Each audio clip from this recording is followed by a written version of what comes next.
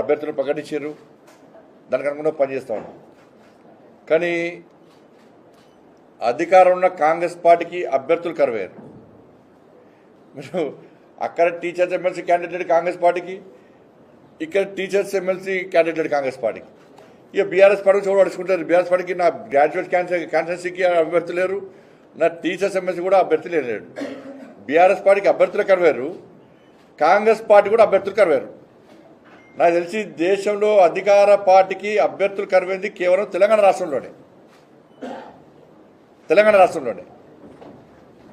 ప్రజలందరూ నవ్వుకుంటున్నారు.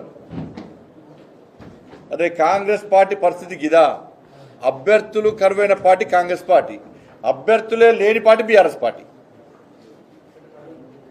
కాబట్టి మాకు పోటీ ఎవరితోని? కాబట్టి మాకున్న క్యాడర్, మేము చేసినటువంటి పోరాటాలు కానీ ఇవన్నీ చూసిన తర్వాత ఇవాళ భారతీయ జనతా పార్టీ 3 ఎమ్మెల్సీ స్థానాల్లో ఓటర్స్ యొక్క ఆశీర్వాదంతో మేము పక్కా గెలవబోతున్నాం. ఎందుకంటే ఈ 2 పార్టీలు ఒకటే, కాంగ్రెస్ బీఆర్ఎస్ ఒకటే. వాస్తవానికి కాంగ్రెస్ పార్టీ పోటీ చేద్దామనుకోదు, ఇక్కడ ఇటీవల పోటీ చేయాలని చెప్పి 3టికి పోటీ చేయాలని చెప్పి కాంగ్రెస్ పార్టీ భావించింది. ఆ విధంగా ప్రణాళిక తయారు చేసుకున్నది. అదే స్థాయిలో 2 పార్టీలు కాంప్రమైజ్ అయినాయి. బీఆర్ఎస్ కాంగ్రెస్ 2 పార్టీలకు లోపాయికారు ఒప్పందం కుదిరింది. బీఆర్ఎస్ పార్టీ కాంగ్రెస్ పార్టీకి స్పష్టం చేసింది, ఎన్నికల్లో మేము మీకు మద్దతు చెప్తాం, బీజేపీని మాత్రం రానివద్దు. వీళ్ళిద్దరి మధ్య లోపాయికారు ఒప్పందం ఏంటంటే జైలుకు పంపకపోవడం, కేసులు విధించకపోవడం. మీరు చూడండి, కాళేశ్వరం కేసు, కాళేశ్వరంలో కేసీఆర్ జైలు పోతాడు, హరీష్ రావు జైలు పోతారు, వీళ్ళు జైలు పోతారు, వాళ్ళు జైలు పోతారు అని చెప్పి అనుకున్నారు. కానీ ఏమైంది? ఢిల్లీ వేండు ఎవరితో మాట్లాడు కేసు క్లోజ్. ఎందుకంటే ఎమ్మెల్సీ ఎన్నికల్లో మేము మీకు సపోర్ట్ ఇస్తాం, కేసు వద్దు, అయిపోయింది. నెక్స్ట్ ఫోన్ ట్యాపింగ్ కేసు అన్నారు. మొత్తం టీవీలలో బ్రేకింగ్.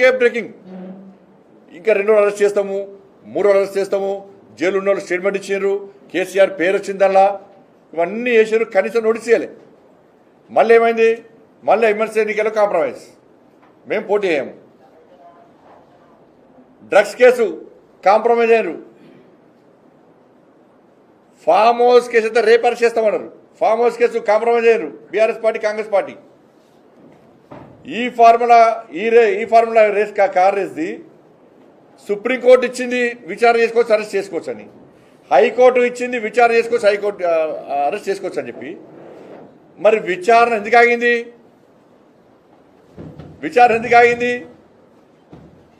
కదా మళ్ళీ కాంప్రమైజ్ అయిపోయారు. ఎందుకు అంటే ఎమ్మెల్సీ ఎన్నికల్లో కాంగ్రెస్ పార్టీకి సపోర్ట్ ఇస్తాం మేము ఒకటే. Compromise politics. ఇలా తెలంగాణ సమాజం ఆలోచించాలి. ఇన్ని కేసుల విషయంలో కాంగ్రెస్ పార్టీ ఇప్పుడు ఎందుకు మాట్లాడతలేదు, ఎందుకు నోరెస్తలేదు?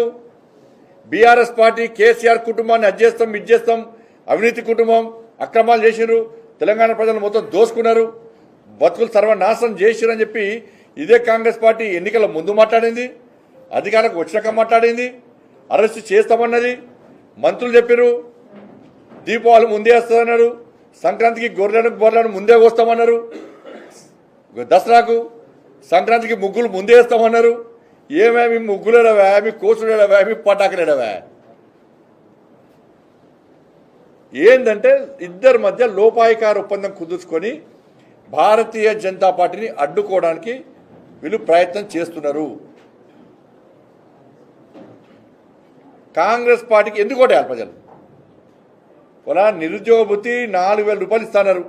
గ్రాడ్యుయేట్స్ ఎమ్మెల్సీ ఎన్నికల ఎలక్షన్స్లో కానీ టీచర్స్లో కానీ 4,000 రూపాయలు నిరుద్యోగ భృతి ఇస్తున్నారు.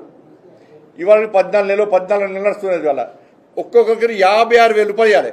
అడగండి, యువకులు అడగాలి. ఎలక్షన్ కోసం వస్తే కాంగ్రెస్ పార్టీ వస్తే గల్లబట్టి అడుగుర్రి. 56,000 రూపాయలు మాకు ఇవ్వాలి, నిరుద్యోగ భృతి ఇస్తున్నారు. ఎందుకు ఇస్తా? గల్లబట్టి అడిగి ఓటేయండి, ఇస్తే ఓటేయండి. వాళ్ళ 2 లక్షల ఉద్యోగాలు సంవత్సరం లోపల నియమిస్తామన్నారు. 20,000 ఉద్యోగాలకు నోటిఫికేషన్ ఇచ్చి 50,000 ఉద్యోగాలు ఇస్తామని చెప్తున్నారు. ఇచ్చింది 20,000 ఉద్యోగాల నోటిఫికేషన్. మరి 50 ఉద్యోగాలు ఎక్కడ ఇచ్చారు? అడుగురి, ఇలా కలవట అడుగురి. నిరుద్యోగ యువత అడగాలి వారెవరను. ఏమైంది 2 లక్షల ఉద్యోగాలు ఏమని?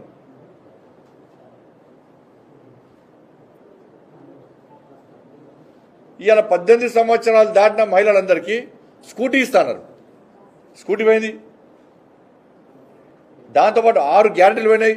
2,500 రూపాయలు ఇస్తున్నారు మహిళలకు, 4,000 రూపాయలు ఆసరా పెన్షన్ ఇస్తున్నారు, 12,000 రూపాయలు రైతు కూలీలకు ఇస్తున్నారు,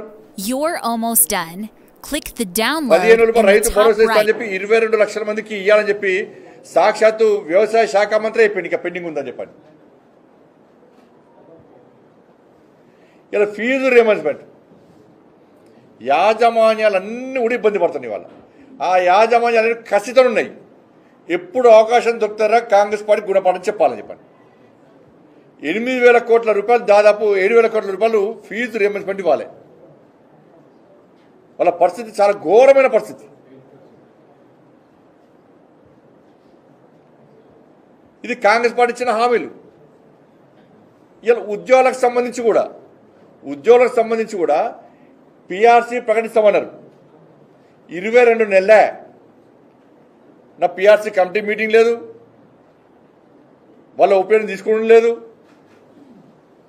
అతిగతలేదు. దానికి మేము గెలిచిన వెంటనే చేస్తామన్నారు. సంవత్సరం కాదు, వెంటనే చేస్తామన్నారు. కేంద్ర ప్రభుత్వ ఉద్యోగులతో సమానంగా 5 డిఏలు ఇవ్వాలి. 5 డిఏలు ఇవ్వాలి.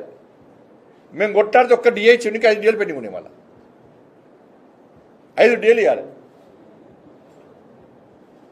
2023 నుంచి ఇప్పటి వరకు పదవీ విరమణ పొందిన వాళ్ళు ఎంతమంది ఉన్నారంటే దాదాపు 8,000 మంది ఉన్నారు.